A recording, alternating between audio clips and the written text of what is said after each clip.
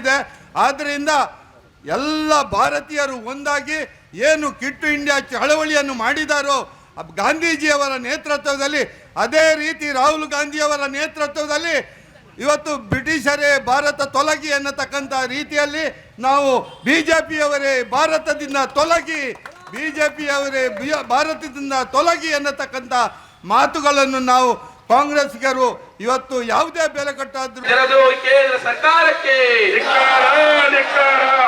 ವಿದ್ಯಾರ್ಥಿಗಳ ಭವಿಷ್ಯಕ್ಕೆ ಕೊಳ್ಳಿಟ್ಟ ಜನದ್ರೋಹಿ ಕೇಂದ್ರ ಸರ್ಕಾರಕ್ಕೆ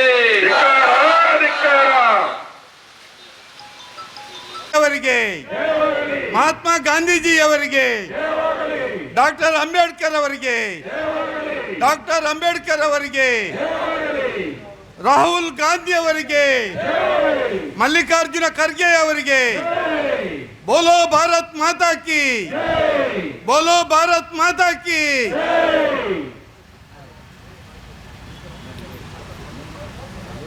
ಇವತ್ತು ಇಡೀ ದೇಶದಲ್ಲಿ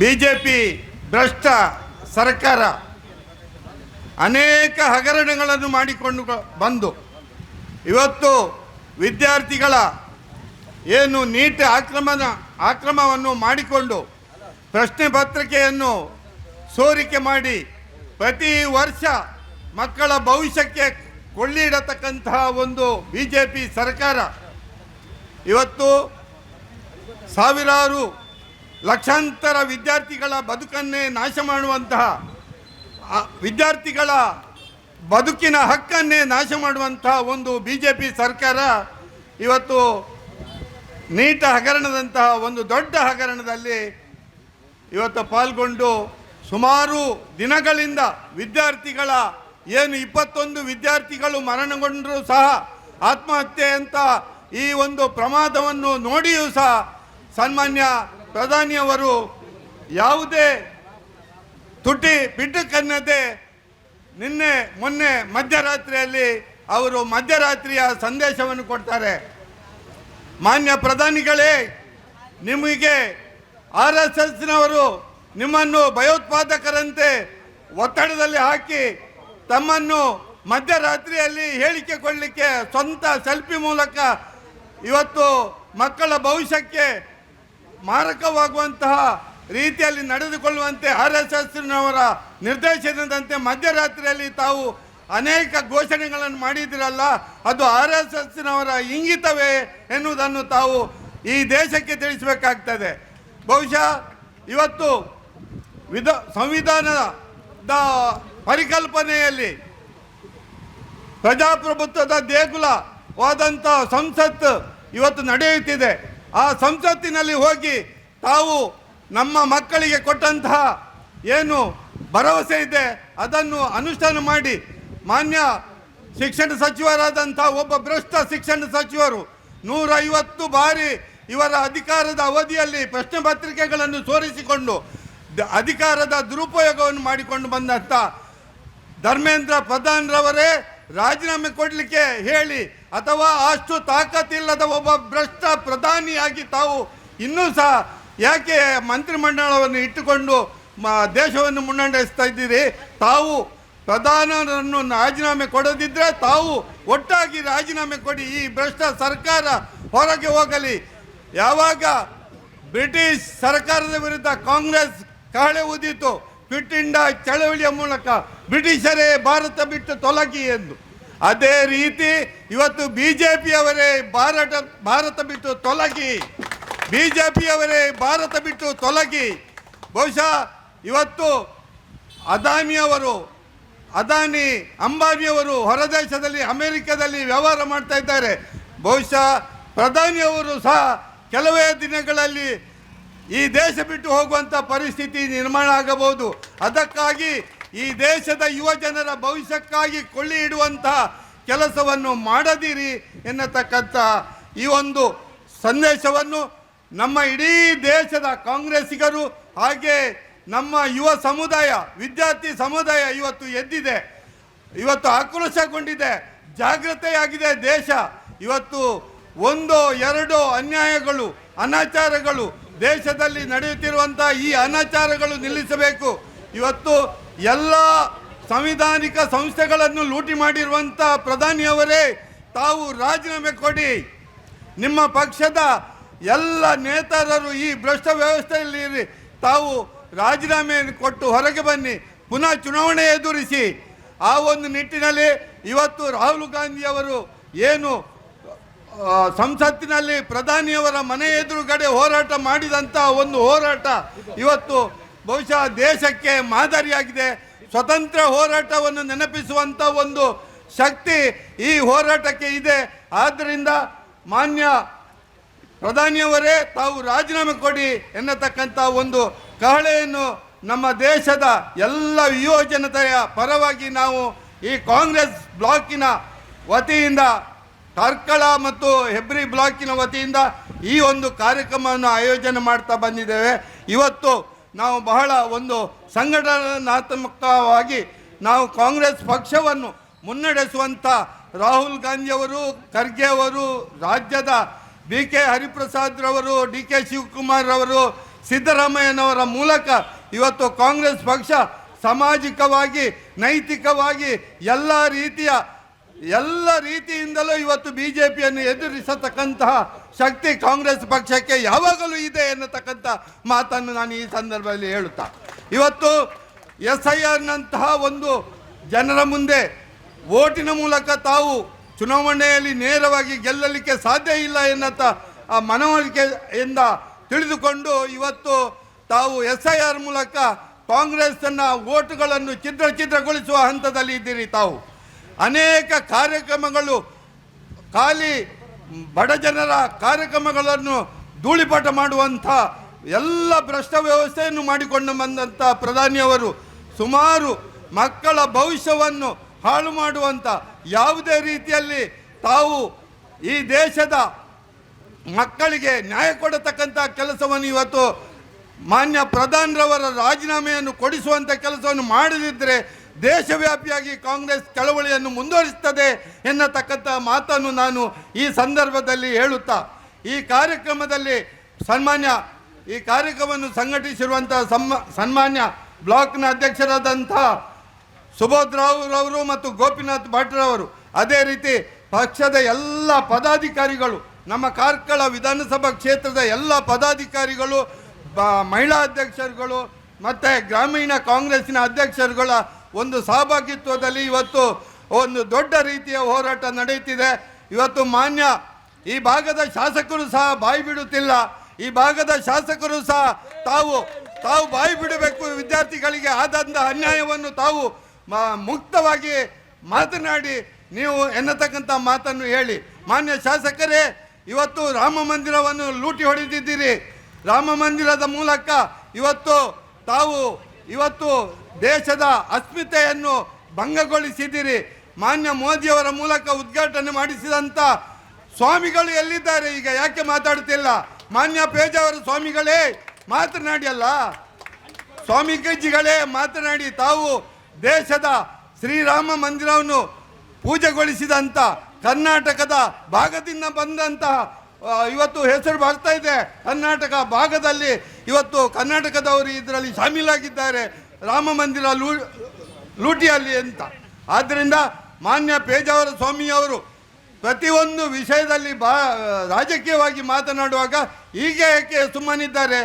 ಬಹುಶಃ ಮಕ್ಕಳ ನೀಟ್ ಹಗರಣದ ಬಗ್ಗೆ, ರಾಮ ಮಂದಿರ ಲೂಟಿಯ ಬಗ್ಗೆ, ಹಾಗೆ RSSನವರ ಏನು ಮುಖವಾಡ ಇವತ್ತು ಬಯಲುಗೊಂಡಿದೆ, ಅದನ್ನು ಮಾನ್ಯ ಪೇಜಾವರ ಸ್ವಾಮೀಜಿಗಳು, ಉಡುಪಿ ಜಿಲ್ಲೆಯ ಪೂಜ್ಯ ಸ್ವಾಮೀಜಿಗಳು ಹೇಳಬೇಕು, ಅದನ್ನು ತಾವು ಬಹಿರಂಗಗೊಳಿಸಬೇಕು ಎನ್ನತಕ್ಕಂಥ ಮಾತನ್ನು ಹೇಳಿ, ಎಲ್ಲ ತನಿಖೆಗಳಿಗೆ ಇವತ್ತು ರಾಮ ಮಂದಿರ ಲೂಟಿ, ಇವತ್ತು ದೇಶದಲ್ಲಿರುವಂಥ ಎಲ್ಲ ದೇವಸ್ಥಾನಗಳ ಲೂಟಿ, ಇವತ್ತು ಸಂವಿಧಾನ ಸಂಸ್ಥೆಗಳ ಲೂಟಿ, ಇವತ್ತು ಎಲ್ಲ ರೀತಿಯ ಲೂಟಿಗಳನ್ನು ಇವತ್ತು ಮೋದಿ ಸರ್ಕಾರ ಮಾಡ್ತಾ ಇದೆ. ಆದ್ದರಿಂದ ಎಲ್ಲ ಭಾರತೀಯರು ಒಂದಾಗಿ ಏನು ಕ್ವಿಟ್ ಇಂಡಿಯಾ ಚಳವಳಿಯನ್ನು ಮಾಡಿದಾರೋ ಗಾಂಧೀಜಿಯವರ ನೇತೃತ್ವದಲ್ಲಿ, ಅದೇ ರೀತಿ ರಾಹುಲ್ ಗಾಂಧಿಯವರ ನೇತೃತ್ವದಲ್ಲಿ ಇವತ್ತು ಬ್ರಿಟಿಷರೇ ಭಾರತ ತೊಲಗಿ ಎನ್ನತಕ್ಕಂಥ ರೀತಿಯಲ್ಲಿ ನಾವು BJPಯವರೇ ಭಾರತದಿಂದ ತೊಲಗಿ, BJPಯವರೇ ಭಾರತದಿಂದ ತೊಲಗಿ ಎನ್ನತಕ್ಕಂಥ ಮಾತುಗಳನ್ನು ನಾವು ಕಾಂಗ್ರೆಸ್ಗರು ಇವತ್ತು ಯಾವುದೇ ಬೆಲೆ ಕಟ್ಟಾದರೂ ದೇಶದ ಸ್ವಾತಂತ್ರ್ಯವನ್ನು ಉಳಿಸುವಂಥ ಒಂದು ಸಂದರ್ಭ ಇದಾಗಿದೆ. ಪ್ರತಿಯೊಬ್ಬ ಭಾರತೀಯನಿಗೆ, ಪ್ರತಿಯೊಬ್ಬ ಕಾಂಗ್ರೆಸ್ಸಿನಿಗೆ ಇದು ಅವಕಾಶ.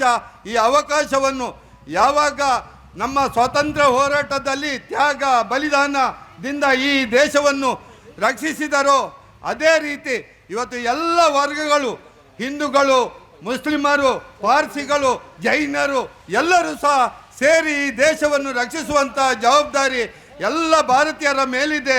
ಆದ್ದರಿಂದ ಇವತ್ತು ನಾವೆಲ್ಲ ಒಂದಾಗಿ, ನಾವೆಲ್ಲ ಒಗ್ಗಟ್ಟಾಗಿ ನಾವು ಈ ದೇಶದ ಭ್ರಷ್ಟ ಪ್ರಧಾನಿಯನ್ನು ಓಡಿಸೋಣ ಎನ್ನತಕ್ಕಂಥ ಮಾತನ್ನು ಮತ್ತೊಮ್ಮೆ ಹೇಳಿ, ಇವತ್ತು ಈ ಕಾರ್ಯಕ್ರಮವನ್ನು ಸಂಘಟಿಸಿದಂಥ ನಮ್ಮೆಲ್ಲರ ಈ ಭಾಗದ ಕಾಂಗ್ರೆಸ್ ಮುಖಂಡರಾದಂಥ ಉದಯ್ ಕುಮಾರ್ ಶೆಟ್ಟಿ ಅವರಿಗೆ ವಿಶೇಷವಾಗಿ ವಂದಿಸುತ್ತಾ, ಈ ಕಾರ್ಯಕ್ರಮ ಕಾಂಗ್ರೆಸ್ ಕಾರ್ಯಕರ್ತರ ಒಗ್ಗಟ್ಟಿನ ಫಲವಾಗಿ ಇನ್ನಷ್ಟು ಶಕ್ತಿಯುತವಾಗಿ ಬರಲಿ ಎನ್ನತಕ್ಕಂಥ ಮಾತನ್ನು ಹೇಳಿ, ನಮ್ಮ ರಾಜ್ಯದಲ್ಲಿ ಕಾಂಗ್ರೆಸ್ ಪಕ್ಷವನ್ನು ಬಲಿಷ್ಠವಾಗಿ ಸಂಘಟಿಸೋಣ.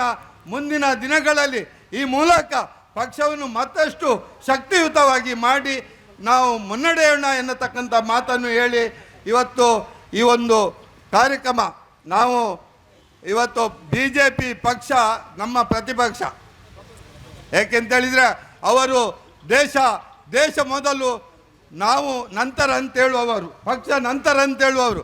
ಆದರೆ ಇವತ್ತು ಅವರು ಫಸ್ಟ್, ದೇಶ ನಂತರ ಆಗಿದೆ ಅವರಿಗೆ. ಆದ್ದರಿಂದ ಯಾವಾಗಲೂ ಹೇಳುವುದು ಪಾಕಿಸ್ತಾನ, ಬಾಂಗ್ಲಾ ಈ ರೀತಿಯ ಶಬ್ದಗಳು ಅವರ ಬಾಯಿಯಿಂದ ಬರುತ್ತಲೇ ಇರ್ತದೆ. ಯಾಕೆಂತೇಳಿದರೆ ಅವರ ಮೂಲ ಪಾಕಿಸ್ತಾನ. ಆದ್ದರಿಂದ ಅವರು ಯಾವಾಗಲೂ ಹೇಳುವುದು ಪಾಕಿಸ್ತಾನ, ಕನಸಿನಲ್ಲಿಯೂ ಪಾಕಿಸ್ತಾನ, ಬಾಂಗ್ಲಾ. ಆದ್ದರಿಂದ ನಾವು ಭಾರತೀಯರು ಯಾವಾಗಲೂ ಎಚ್ಚೆತ್ತುಕೊಳ್ಳಬೇಕಾಗಿದೆ. ಈ ಸಂಸ್ಕೃತಿಯ ಏನು ಭ್ರಷ್ಟ ಸಂಸ್ಕೃತಿಯನ್ನು ನಾವು ಕಾಂಗ್ರೆಸ್ಸಿಗರು ಎಚ್ಚರದಿಂದ ಇದ್ದಾಗ, ಒಂದು ಪ್ರತಿಪಕ್ಷವಾಗಿ ಇದ್ದಾಗ ಖಂಡಿತ ಅವರ ಭ್ರಷ್ಟ ವ್ಯವಸ್ಥೆ, ಭ್ರಷ್ಟ ಕೋಟೆ ಪುಡಿಗುಟ್ಟುತ್ತದೆ. ಅದನ್ನು ನಾವು ಕಾಂಗ್ರೆಸ್ಸಿಗರು ಒಟ್ಟಾಗಿ ಹೋರಾಟ ಕೊಡೋಣ. ಇಡೀ ದೇಶದಲ್ಲಿ ರಾಹುಲ್ ಗಾಂಧಿಗೆ ಬೆಂಬಲಿಸೋಣ ಎನ್ನತಕ್ಕಂಥ ಮಾತನ್ನು ಮತ್ತೊಮ್ಮೆ ಹೇಳಿ, ಮಾನ್ಯ ಕಾಂಗ್ರೆಸ್ಸಿಗರೇ, ಯಾವಾಗಲೂ ನಾವು ಒಟ್ಟಾಗಿ ಹೋದಾಗ ನಾವು ಶಕ್ತಿಯುತವಾಗಿ ಹೊರಹೊಮ್ಮುತ್ತೇವೆ. ಆ ಒಂದು ನಿಟ್ಟಿನಲ್ಲಿ ಇವತ್ತು ಕಾರ್ಕಳದಲ್ಲಿಯೂ ಸಹ ನಾವು ಒಂದಾಗಿ ಹೋಗೋಣ, ಶಕ್ತಿಯುತವಾಗಿ ನಾವು ಪಕ್ಷ ಕಟ್ಟೋಣ ಎನ್ನತಕ್ಕಂಥ ಮಾತನ್ನು ಹೇಳಿ, ಎಲ್ಲ ಯುವ ನಾಯಕರಿಗೆ, ಮಹಿಳೆಯರಿಗೆ ಮತ್ತು ಮಹಿಳಾ ಅಧ್ಯಕ್ಷರು ನಮ್ಮ ಮಾಲಿನಿ ರೈ ಅವರು, ಸುಮಾ ಅಡ್ಯಂತೆ ಅವರು, ಭಾನು ಭಾಸ್ಕರ್ ಅವರು, ಎಲ್ಲ ಮಹಿಳಾ ನೇತಾರಣ್ಯ ಅವರಿಗೆ, ಎಲ್ಲ ಬ್ಲಾಕ್ನ ಅಧ್ಯಕ್ಷರು, ಪದಾಧಿಕಾರಿಗಳಿಗೆ, ಪಂಚಾಯತ್ ಅಧ್ಯಕ್ಷರಿಗೆ ಎಲ್ಲರಿಗೂ ಮತ್ತೊಮ್ಮೆ ನಾನು ಆತ್ಮೀಯವಾಗಿ ಈ ಒಂದು ಕಾರ್ಯಕ್ರಮ ಇನ್ನೂ ಸಹ ದೊಡ್ಡ ಮಟ್ಟದಲ್ಲಿ ನಡೆಯಬೇಕಿತ್ತು. ನಮ್ಮ ಮಕ್ಕಳ ಭವಿಷ್ಯವನ್ನು ಹಾಳು ಮಾಡುವಂಥ, ನಾಶ ಮಾಡುವಂಥ ಈ BJPಯನ್ನು ನಾವು ಮತ್ತೊಮ್ಮೆ ವಿಶೇಷವಾಗಿ ಸಂದರ್ಭ ಸಿಕ್ಕಿದಾಗ ಎಲ್ಲ ಸಂದರ್ಭದಲ್ಲಿ ವಿರೋಧಿಸೋಣ ಎನ್ನತಕ್ಕಂಥ ಮಾತನ್ನು ಹೇಳಿ, ಯಾಕೆ ಶಾಸಕರು ಮೌನ ವಹಿಸಿದ್ದಾರೆ? ಅವರು ಕಂಬಳದ ಬಗ್ಗೆ ಮಾತಾಡ್ತಾರೆ, ಕೋಳಿ ಅಂಕದ ಬಗ್ಗೆ ಮಾತಾಡ್ತಾರೆ, ಇದಕ್ಕೆ ಯಾಕೆ ಮಾತಾಡುವುದಿಲ್ಲ ಎನ್ನುವುದನ್ನು ತಾವು ಸ್ಪಷ್ಟಪಡಿಸಬೇಕು ಎನ್ನತಕ್ಕಂಥ ಮಾತನ್ನು ಹೇಳಿ, ಮಾನ್ಯ ಶಾಸಕರಿಗೂ ಹಾಗೆ ಮಾನ್ಯ ವಿರೋಧ ಪಕ್ಷದ ನಾಯಕರಾದಂಥ ಅಶೋಕ್ರವರಿಗೂ ಹಾಗೆ ಏನು ಬಾಯಿಗೆ ಬಂದಂತೆ ಮಾತನಾಡುವಂಥ ಏನು ವಿರೋಧ ಪಕ್ಷದ ನಾಯಕರಿಗೂ ಸಹ ನಾವು ಕಾರ್ಕಳದಿಂದ ಇದೇ ಮೆಸೇಜನ್ನು ಕಳಿಸಬೇಕು. ಅವರು ಹುದ್ದೆಯಲ್ಲಿ ಇರಲಿಕ್ಕೆ ನಾಲಾಯಕ್ಕು ಎನ್ನತಕ್ಕಂಥ ಮಾತನ್ನು ಹೇಳಿ, ಈ ಸಂಘಟಿಸಿದ ಎಲ್ಲರಿಗೂ ಮತ್ತೊಮ್ಮೆ ವಂದಿಸುತ್ತಾ ನನ್ನ ಮಾತನ್ನು ಮುಗಿಸ್ತೇನೆ. ಜೈ ಹಿಂದ್, ಜೈ ಕರ್ನಾಟಕ. ಬೋಲೋ ಭಾರತ್ ಮಾತಾ ಕಿ, ಬೋಲೋ ಭಾರತ್ ಮಾತಾ ಕಿ, ಬೋಲೋ ಭಾರತ್ ಮಾತಾ ಕಿ. ರಾಹುಲ್ ಗಾಂಧಿ ಅವರಿಗೆ, ರಾಹುಲ್ ಗಾಂಧಿ ಅವರಿಗೆ, ಜವಾಹರ್ಲಾಲ್ ನೆಹರು ರವರಿಗೆ, ಡಾಕ್ಟರ್ ಅಂಬೇಡ್ಕರ್ ಅವರಿಗೆ,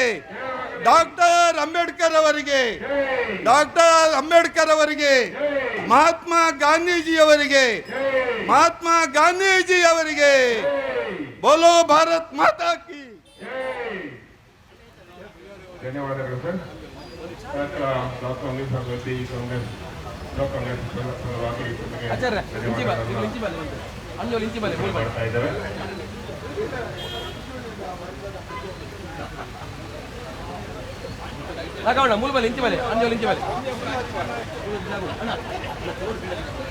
ಕೇಂದ್ರ ಸರ್ಕಾರದ ವಿರುದ್ಧ ಪ್ರತಿಭಟನೆಯ ಈ ಧರಣಿ ಸತ್ಯಾಗ್ರಹದ ಧರಣಿ ಮಂಡಪಕ್ಕೆ पार्टी की जय बोलो कांग्रेस पार्टी की ನೀಟ್ ಪರೀಕ್ಷೆಯಲ್ಲಿ ಅಕ್ರಮ ನಡೆಸಿದ ಕೇಂದ್ರ ಬಿಜೆಪಿ ಸರ್ಕಾರಕ್ಕೆ